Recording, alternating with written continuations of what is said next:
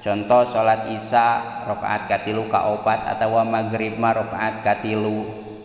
Kan terkadang lamun teh mah imam maca Fatihah gancang nya dina rakaat katilu atawa kaopat, urang mah kakarage ihdinas siratal mustaqim. Ari imam geus Allahu akbar ruku.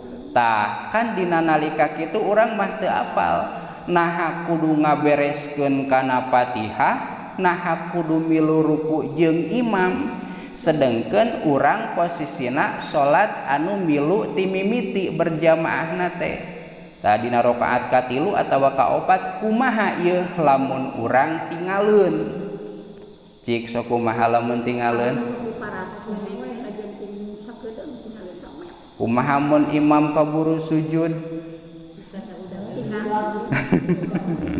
Lain tinggalin sadetik 2 detiknya imam geus ruku ari urang kakara iyyaka na'budu wa iyyaka nasta'in. Lamun dituluykeun ihdinas siratal mustaqim imam geus i'tidal urang siratal ladzina. Tah sapertikeun kasus nu kitu lamun di dieu teu aya kasusna berarti tara taringaleun nya di dieu mah.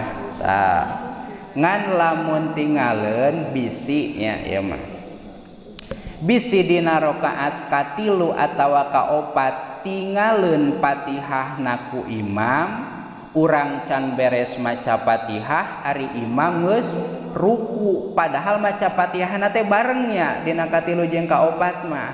Tah maka eta teh aya 2 solusinya.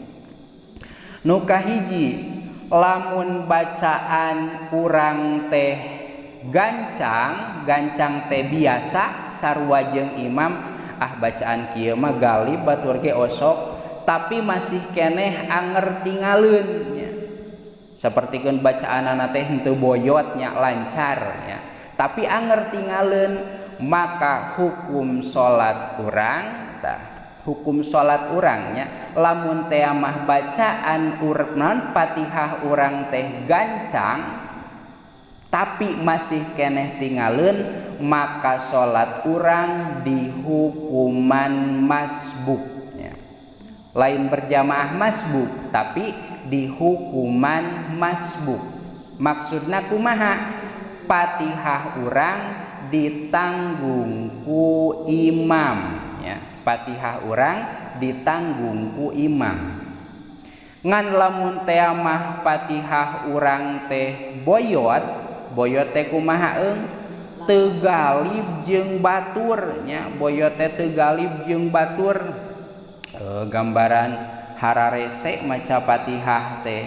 Tah maka eta mah wayahna paratkeun heula ya. Wayahna paratkeun heula. Cenah tingaleun keun wae kitu, sanajan tingaleun eta mah keun wae dihampura. Ngan di urang mah insyaallah nya moal aya anu tingaleun bahkan imam can ruku ge Fatihah urang mah geus beres kitu, lila-lila teuing imam teh. Tah eta mah berarti masih keneh aman ya, teu aya kendala.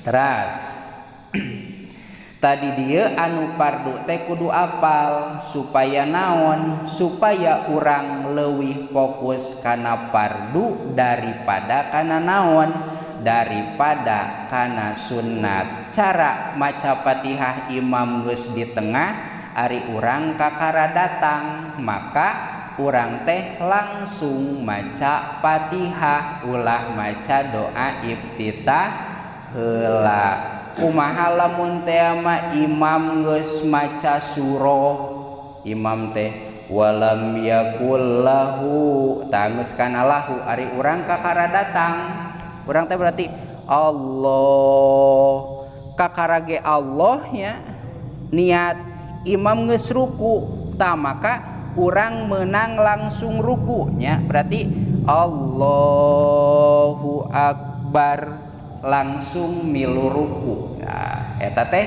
gambaran anu menang jeung rakaat eta diitung sarakaat. Ngan kulantaran urang mah teu galibnya kitu mah jadi asa engkewe kitu nya ngadaguan rakaat nu kadua padahal kikituan teh hukumna kenging kakara Allah ari imam geus ruku maka urang tiasa langsung ruku jadi takbiratul ihram jeung takbir intiqal teh ngahiji nya eta teh hal anu tiasa ngan ari kira-kira naon kira-kira mangmang ulah kajen teuing tungguan rakaat kadua atawa langsung ruku ngan rakaat eta teu diitung da urang matara nya lamun kieu Allahu Akbar asa naon meureun nya soalna kahiji can apal kadua teu biasa da urang mah berjamaah teh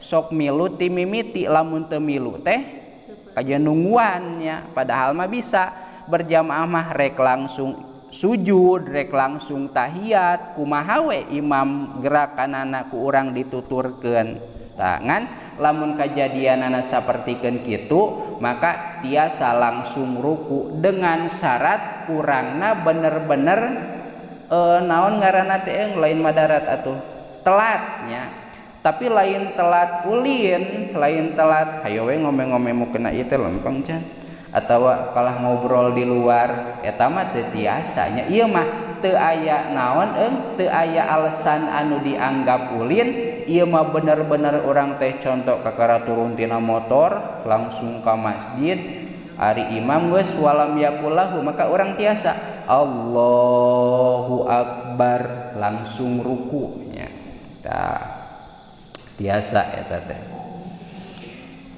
naon kitu pangna kudu fokus nu fardu sabab ari fardu wal fardu mayusabu fa'iluhu imtisalan wa yu'aqabu bimasyiatillahi ta'ala tarikuhu patokan fardunya jadi beda-beda lapad tapi hartina mah sami mayusabu ala fa'lihi wa yu'aqabu ala tarkihi eta eusi namanya mayusabu fa'iluhu imtisalan wa yu'aqabu bimasyiatillahi ta'ala tarikuhu eta oge sami nya hartina mah diganjar lamun dipigawe disiksa lamun henteu dipigawe kitu nate sawaun kana amian au aliman arek jalma nama ami nya ari ami teh teu apal nya au aliman atawa jalma nama apal ari sugan tah teu apal makan kitu nya di dieu mah ari ami teh fal ami huwa man lam yuhassil minal fikhi syai'an yahtadi bihi ilal baki teu apal kana fikih ari sugan ari sugan doa iftitah teh wajib pedah tiba heula tas takbiratul ihram teh kudu maca naon doa iftitah sugan teh eta teh wajib we sarua jeung Fatihah sapertikeun kitu nya titik salajengna wa alla ya'taqida fardon min furudiha sunnatan